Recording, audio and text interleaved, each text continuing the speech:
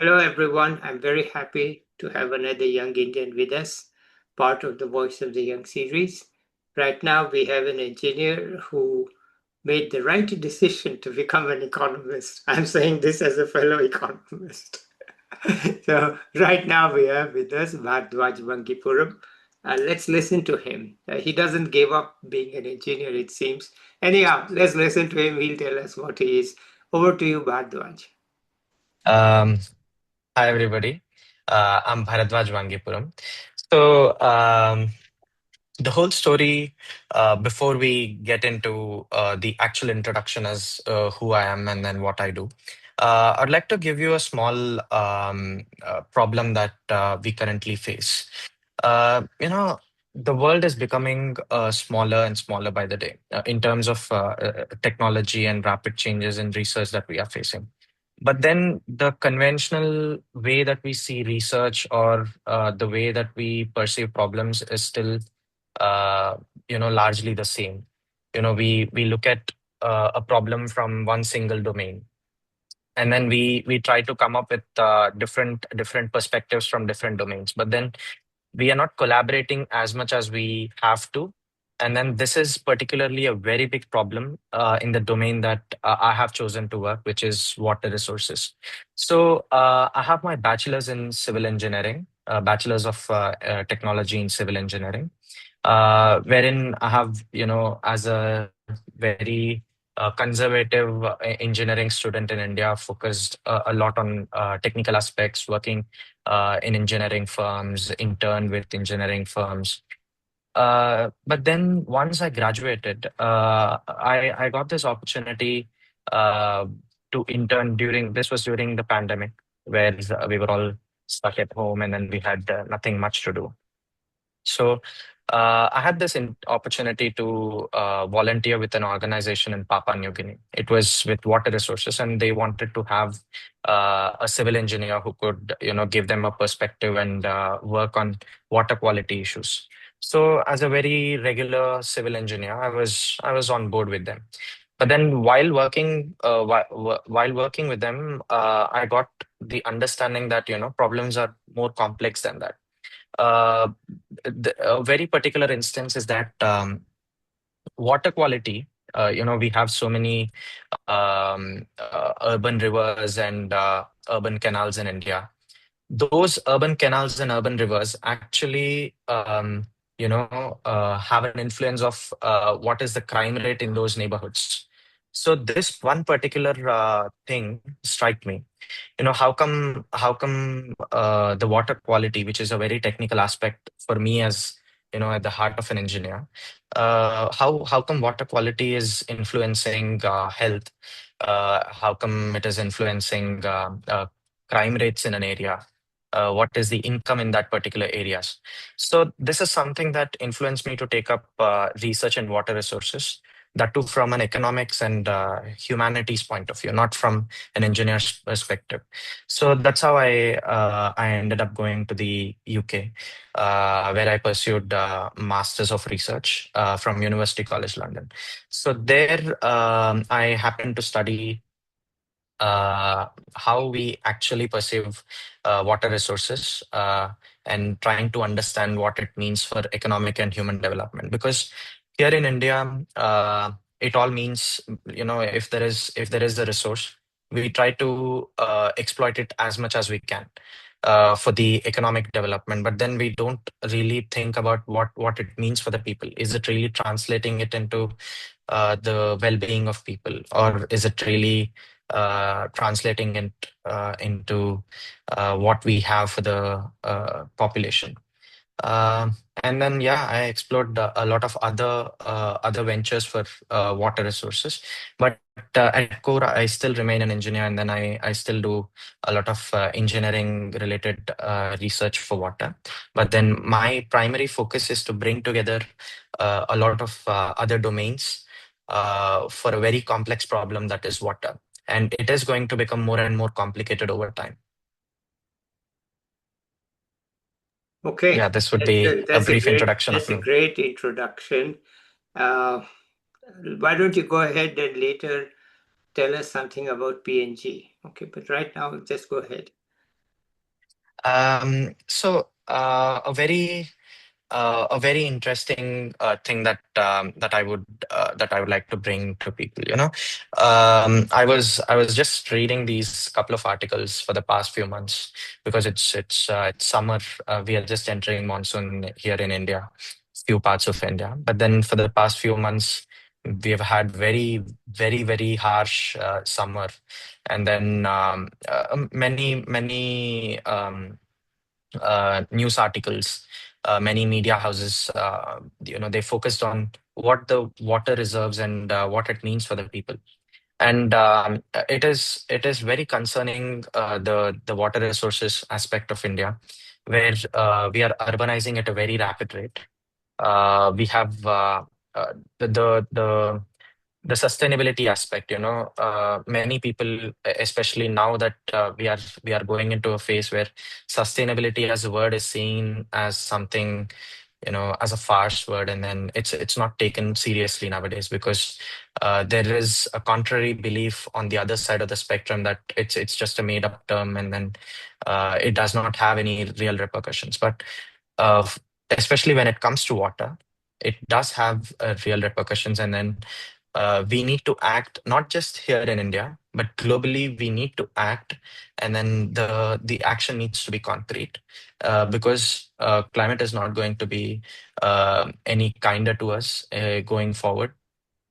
We will be going to see harsher climates in terms of floods, droughts, cyclones, and then the cities have to brace for it. The countries have to brace for it. So that is something that we all have to collectively act on. Okay. And the other very important aspect is, uh, where does economics sit into this whole picture? Because there is a very important thing. I'm assuming you live in the US, and then Yes. you have a very good understanding of what has happened in the US and what's currently happening.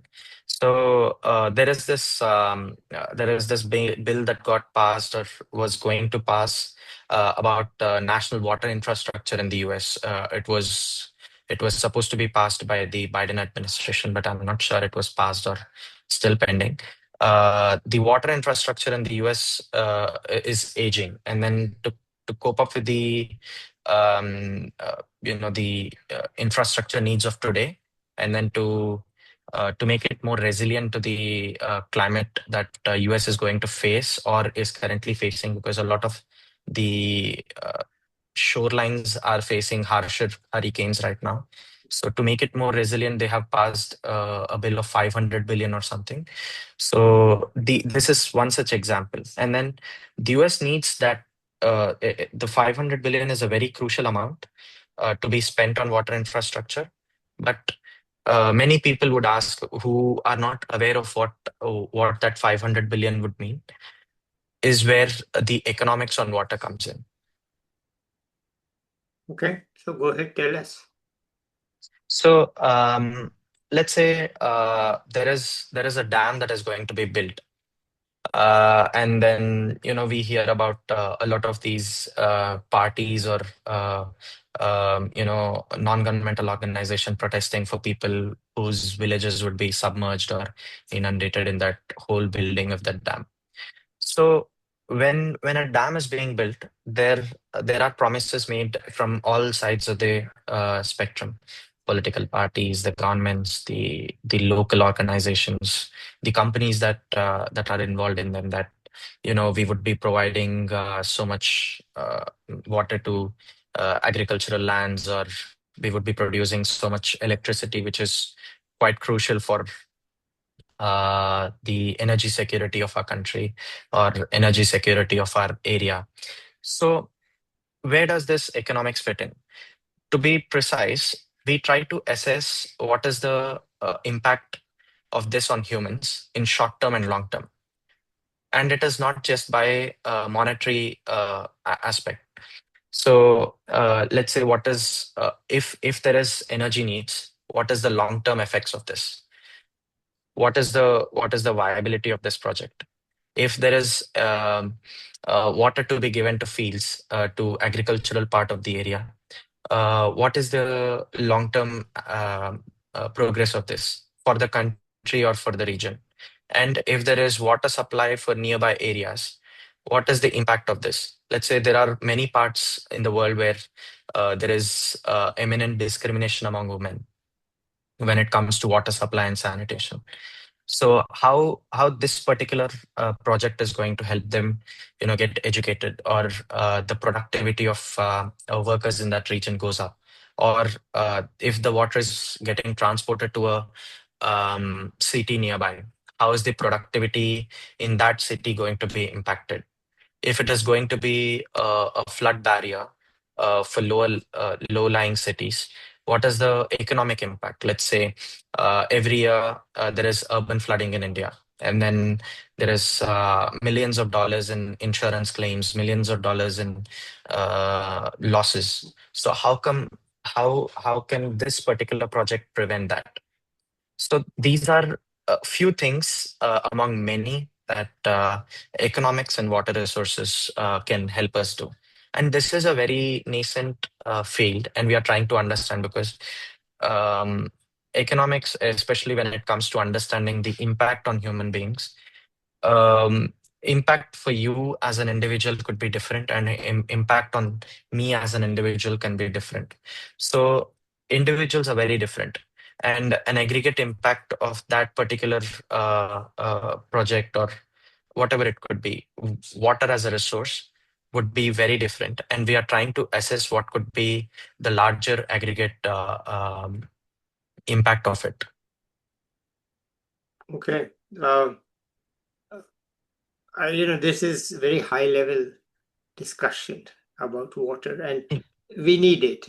I'm not saying that we shouldn't have it, we need it, but perhaps you have some examples that you can discuss. I would actually talk about the researchers in India, and then the the pathway that they could choose. It is kind of a self-reflection from my side, because as an engineering graduate, fresh from college, the choices that the current job market and then the current world offers an engineering student are quite immense. There are a lot of jobs in the IT industry, the computer science, data analytics. There are a lot of opportunities that students get. But then, somewhere we get misguided, and then with a lot of opportunities, we try to uh, we get derailed. So for me, from my side, I I was still trying to figure out what I was doing, and then where my interest was. And then as I said, I started working with this organization in Papua New Guinea. I had the opportunity to meet a few people who had a similar interest. I wouldn't say the same interest, but then they were working towards a common goal as I was. For me, when I was in my undergraduate, I saw this particular quote in one of my textbooks. It said, "If there is magic on this planet Earth, it's in water." So that particular quote stuck with me throughout my bachelor's, and I wanted to do something in water. And then, even though I was not necessarily in that field, but I wanted to shift to that and do something in there. I would say networking, and then the platform that it gives you, it is quite immense. We cannot be underestimating the platform of networking, especially on LinkedIn. Mhm. Sometimes you would be meeting wonderful people. I would say, not everybody is as humble as, few people who would instantly reply to you or talk to you, encourage you. But then most of them are. I would encourage students. I would encourage young researchers who want to do a master's, who want to do something in the area that they are interested in, but don't know what to do, where to start. Okay. I would say start connecting with people. Hmm. Start, just send in a formal message to them, as to they need they need some guidance on a particular topic, or they want to work with them. If there are professors in India or professors Hmm. abroad, Hmm. and then they want to work with them, Hmm. and as an intern or Hmm. probably a research associate, they could just reach out to them and then talk to them. Hmm. Even if they were not able to offer a position, they would at least guide them. Hmm. There were many instances in my career where I was trying to figure out as to whom to reach out to, Hmm. what to talk to. Many people have come across on LinkedIn to me, where I have connected with them. I have sent in a request, and then I've said, you know what, I would like to talk to you about a position in your research group. Would it be possible to work with you? Because I've seen your research. It's quite interesting to me. So if they're interested, they would just say, yes, you could just send me your CV. We could talk over that. Hmm. Or they would say, if they don't have it, they would just politely say, you know what, currently we don't have a position. Hmm. But they would at least help you understand. They would help you understand where to talk to, or they might know a couple of other professors Hmm. whom you can contact or reach out to. So networking, especially on a platform like LinkedIn, and even though I would say LinkedIn confidently, but even that should be taken with a pinch of salt. That because there are few places that you might get dejected, you might feel encouraged. So it's not that they don't want to reply to you, but they might be busy with what they're doing, or they Hmm. might be involved with something else. But constant trials on LinkedIn will at least land you somewhere. That is for sure. And contact, it is just a matter of time. Persistence and networking will get you where you want to. So Okay. that is something that I would like to say. Okay. Good. Let me ask you a question that people ask me. That Hmm. why should what are the pros and cons of doing a PhD? You have decided to go for it, and why did you choose to go to the US, though there's supposed to be visa hassles and job hassles and so on? So those are two questions. Why a PhD overall, and why a PhD in the US? So even I tried to ask this question myself. Going back, I would like to give you a small story. Yeah. As a very young master student, I was around 24 at that time, 23, 24, when I first started at UCL. And then I had to do a project on science communication. And then I came across this article where uh, uh, there was this exoplanetary system that was discovered. And as a child, I've watched a lot of science movies, space movies, and I wanted to do on that. And then I contacted that professor, and I spoke to him that I wanted to do this project with you. And he said, I'm a bit busy, but you can reach out to my postdoctorate. And then we started working with that postdoctorate student. And I asked him, he's a postdoctorate and he has a lot of experience, and he has kind of slightly older than me, but then he has a PhD with him. So I thought, why don't I ask him? So I asked him, why do you want to do a PhD? Because he was talking about his struggles of lower wages and living in London. He was barely getting paid minimum wage, and then living in a very expensive city in London. I asked, why do you want to do this? Mm. Um and he said, the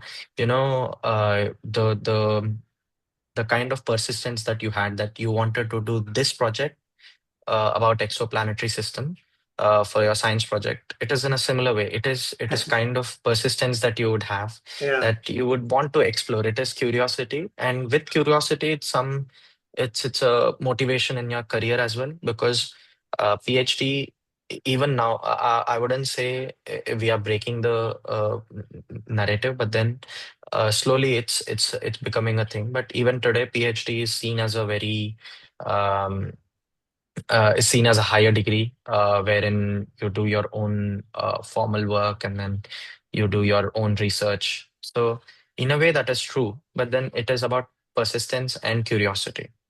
So combine that, and then you would know why you want to do a PhD. So in my case, Mm. I would say it is about curiosity and persistence, both of them. And in a way, a lot of the career choices, I'm sure you have worked at World Bank, and then you would know there is a separate segment in World Bank wherein they look at the water resources, and then there is Asia Development Bank.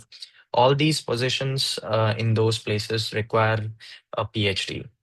So it opens up a lot of new ventures for me as a researcher and as somebody who wants to get into industry oriented roles in those organizations, those institutions. Okay, that's okay. Now, why the US? So for me, again, I come from a very technical background. I have a bachelor's in engineering, and then the master's that I've done is an interdisciplinary course. Although the modules that I've taken up are economics modules, but then my formal education before that is completely in engineering. So US programs are designed in a way that would be fit for anybody. If you are a mechanical engineer or if you're a civil engineer, and then you want to do something in, let's say, English literature, even then you can apply for that, and then you can do that. But because they give you 2 years of training, Yeah, 2 years of coursework, wherein you can go for those modules, study for 2 years, build yourself up, um, upskill yourself for what you want to do. mm, And then you can start your research, wherein PhDs in other countries are more focused on you as a researcher. Once you come into the university, you immediately have to start researching. right. And within 3 years, you have to get out of the university and then submit your thesis. That's not the case in the US. They first nurture you as a student, and then even though you would be working with professors, you would be collaborating with the other individuals. The primary focus is on building your skills, building your capabilities, and then start working on something that you would want to work. So in my case, I would want to train myself in economics, and then some more mathematics related to economics, and then start working on what I want to do. Okay. That's one of the reasons that I chose US. But people are saying visa is a big hassle and job market is another hassle. So, what do you think of that? Um, Again, persistence and conviction is also something that I would say, because there is nobody in the world that is going to believe you. Um, uh, yes, that is true. There is nobody in the world that is going to believe you. Yeah, And we only hear about famous people. You know, the very famous one is Albert Einstein. We yeah, we keep hearing when he proposed the theory of general relativity, nobody believed in him. mm, But it is a case of every individual is what I believe.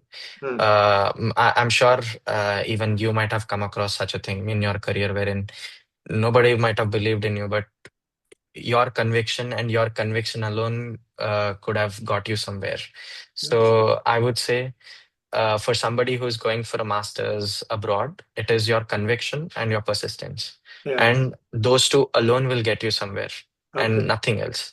Nobody, sometimes even your friends, your relatives, and not even your parents would believe in what you're doing, even if that would take you anywhere. But it is your conviction. But practically, have you been able to get your visa? I have my interview in July, so Okay. I've been reading the experiences. I've been Yeah, reading the what people are going through. I've seen a lot of PhD students that have applied for their visas and then their documentation. As far as PhD students, the visa process is kind of simpler because the finances are being done by the university. They are in a way sponsoring you, and then they want you to work for them either as a yeah, teaching assistant, yeah, as a graduate assistant. So yeah, they're importing talent from other countries. So yeah. in a way, there is not much difficulty around. the visa process for PhD students. But I see a lot of these experiences wherein for master students they're asking technical questions. But if you are going for a master's, then you would have certain grounding in your technical subjects, what you want to do. So I think they should be able to ace those questions. Shouldn't be a problem. Okay.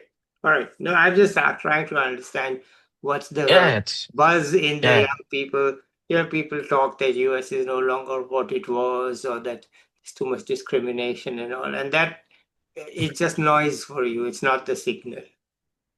no, Ah, it's just needless noise. The signal is very clear. They teach you, they have a good department, they take care of you and all that. yeah, Right. yeah. Okay. All right. Anything else you want to talk about? As such, the that would be the only advice, and then uh, the focus on how interdisciplinary sciences would be able to solve complex problems is what I wanted to talk about. Okay, great. Tell us a bit about your personal side, whatever there is to it. Personal side, I'm an only child, uh, and then moving abroad was kind of difficult. There was kind of some resistance. But you've already been Why? to London, right? That was a Yeah, degree. yeah, yeah, Did you yeah. go to The first PNG time, at all? no, no, I did not go to PNG. Right. But then when I was moving to the UK for the first time, there was resistance from my family that, there are good institutions in India. Why don't you pursue your master's in India, or Uh, why don't you look for opportunities in India? But then again, the field that I was working in was just developing in India. And then the professors that I wanted to work, especially my primary supervisor, she is based in UK and she works at UCL. Although she's an Indian, so she works there. So I wanted to pursue that degree, and then it was a good opportunity for me, a good exposure for me. So moving away from family is a bit difficult, and then it was a cultural shock for me. Um, as in coming from India, the way that we look at the hierarchy of ages, the more white hair that you have in India, the more experience that you are, and then the more respectable positions in the organization is given to you. yeah, That was the first shock that I had in the UK. yeah, We were attending a financial simulation, and then three of us. I was the second oldest, and then there was another person who was in his mid 30s, and we have to choose between CFO, CEO, and COO. And then the elder person, I thought, he's eldest of us, so he should go for the CEO position, because that is something that I have been in India, and then that is something of a hierarchy here. But then he offered me the position of CEO, and I was like, okay, is that okay? Because you are the eldest of us all, so I think you should be taking the one. And he said, no, no, you are the one who's more proactive and then who is taking the lead. So you should be the one um, who should be taking the lead, and then should be the CEO. So okay, that's where the cultural shock and then the difference in the way we work started for me. okay. But So looking back, did you pay for it or somebody else paid for that degree? I paid for it. I Yeah, took out an education loan, yeah, and then I worked there for 2 years. Luckily, again by persistence. By the mm, time I was completing my master's, people from one of the universities reached out to me, and then they mm, contacted me if you wanted to teach. I mm, was like, okay. I thought if you want to teach, you have to have a PhD. I yeah, thought it was a scam, and then I researched. I saw their websites, and then people on LinkedIn. It was a real thing, so I thought, okay, why don't I try this? So that's how I could say my tryst with academia started. I started working with that institution. I started teaching undergraduate and master students. So I got a job. It was a very well-paying job, okay. and then I was lucky enough to pay my loan back. Wow. That, so it has turned out to be a plus for you overall, right? Yeah. Yeah. And then that is one of the things that I would also like to highlight. If you're getting an opportunity, and then even though the opportunity is not something that you would like to take, but then I would suggest, if there is an opportunity, don't just if there is an opportunity. Uh, oh, You're clear. It's okay. Continue. I'm not able to see the screen, so But I can see you. It's okay. Keep going. yeah, yeah, yeah, Yeah. yeah, yeah. So, if there is an opportunity, I would say give it a try, go for it, because in this day and age, opportunities coming to you and knocking your door is quite rare. Yeah. And then you need to take those opportunities. And we never know where those Mm, opportunities lead you to, mm, because many opportunities that I had came by chance, and then I took those opportunities. mm, The one that I talked about, PNG, it mm, was a friend who suggested me that position because that friend got rejected when that friend applied for that position. So mm. that friend was like, "Why don't you give it a try?" So like, okay, if you got rejected, what are my chances? So I was like, okay, why don't I apply? And then I got an immediate response. And then again, after joining that, I had persistence, and I continued with that. Mm, So with that, I got a very good understanding of what I wanted to do. The mm, same goes for my master's or my work experience in the UK. mm. Even though I did not want to go into academia, I thought, okay, it's a good opportunity. Why don't I give it a try? Because people are struggling to get a job. Yeah. It is not good for me to, reject a job just because I don't want to do it. Yeah. Let's give it a try. Mm, If it's not working out for me in a couple of months, I would resign. It's yeah. an option. So, but I had made good friends. I had made good connections. Um, Great working environment where I got to learn a lot of things. Mm, So never reject an offer, and never reject an opportunity that comes to you. mm, mm, Give it a try. mm. See where it takes you. We never know. Life is full of surprises. Okay. I think it's time for your final word. What's your Um, message? I would say uh, conviction Okay. is your key to life. I'm not sure if viewers know um, this one new movie director, Ram Gopal Verma. Yeah. When he was directing his first movie, there was nobody who believed in him. Yeah. And it was only his conviction. He had no experience, he had no connections in the industry. It was just him and his conviction. Yeah. And he made his first movie. And then even today, it stands as, a cult classic, Yeah. as what we call here. So it's you and your conviction, and it's up Mm, against the world. yeah. If you're successful, good for you. But you should never go against your conviction. Yeah. Trust Well, it and go with it. if you're going to talk about movies, let's talk about Mughal Azam because that director K. Asif, he Hmm. had more conviction. Of course, he had somebody ready to finance him because he spent about the budget of 10 movies on making one movie. You And know, somebody was ready to finance him.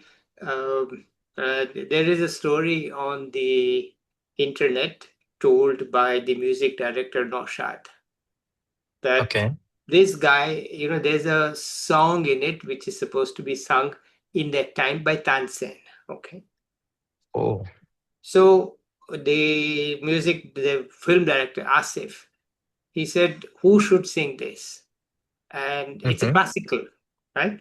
So then Hmm. Naushad says, the best classical singer is Bade Ghulam Ali Khan. Okay. Hmm. So he says, fine, let's go and see him. Okay. Bade Ghulam Ali Khan says, hey, I don't sing in movies. I high level. Okay. What is all this? So, but this guy is persistent. Okay. No, no. So ultimately, Bade Ghulam Ali Khan asks Naushad, come aside. What should I do? This man is not going away. You have brought him, so I don't want to insult him. What should I do? So he said, Bade Ghulam Ali Khan said, I'm going to ask him a price that is ridiculous. Let's see what happens. Now, at that time, the normal rate for a song was 1,000 rupees. Okay. So this guy goes, Bade Ghulam Ali Khan sits back, he talks very politely, of course, and he says, I want 25,000 rupees. Oh. So Kasif says, that's all? You are priceless. He pulls out 10,000 rupees from pocket and says, here you are. This is the advance. Please come. And of course, then Baligula Malika had his own conditions and they met all of them. But the conviction was there and persistence. And then they asked the guy who was financing him, you know the name Cyrus Mistry, who was the guy who, Yeah, yeah, his father was yeah. Hmm. financing. And they asked his father, this guy's crazy. Why are you financing him? He's spending so much money. And Shapurji said, you know, he's spending all this money, but he lives like a beggar because he's working all the time and he doesn't spend any money on himself. So let him spend the money. I'll pay for everything. So, but of course, the investment paid off because, the movie was one of the biggest hits. And just 2 years ago, they had a whole festival in New York City on Mughal e Azam. Oh. It was the I, first I, It was the first Indian movie to go into full-scale recolorization, and the first Indian movie in which all the songs, they kept the audio, but they played the music again so that it could be recorded. They couldn't replace the singer, but they could replace the instruments, and the instruments were then recorded at high quality. So they are minting money even today. 1960, the movie was released, but Asif said, look, I don't give a damn. I'm going to spend money like crazy. And that was his second movie that he was directing. He was a known guy. But he said, no, no, this is nonsense. I'm going to do. So I agree with you that conviction is very important and persistence is very important. Okay, anything else you want to add here? I think that should be it. Okay, And good. Let's yeah, end it here today. Stay online. I want to talk to you a bit, but let's end the yeah. audio, the recording. I'll be back with another young person or an expert soon. Till then, bye everybody.